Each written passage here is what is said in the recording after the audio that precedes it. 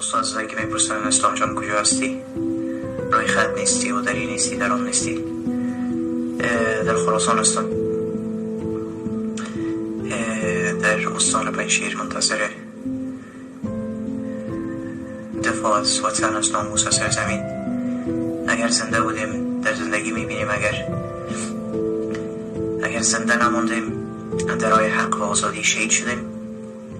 مطمئن هستم که تاجیکای باناموسی هست که راه ما را ادامه میده، صدای ما را بلند میکنه، برای اطاعت و یک جا ساختن تاجیکا کار میکنه، زحمت میکشه و نمیگذاره که صدای آزادی خاموش شود. فقط یک جبهه مقاومت مانده، پروان و پنجشیر باقی مانده، اسلحه بسیار کم، امکانات بسیار کم، تجهیزات بسیار کم و از همه مهمتر آرامگاه و قبر احمد شاه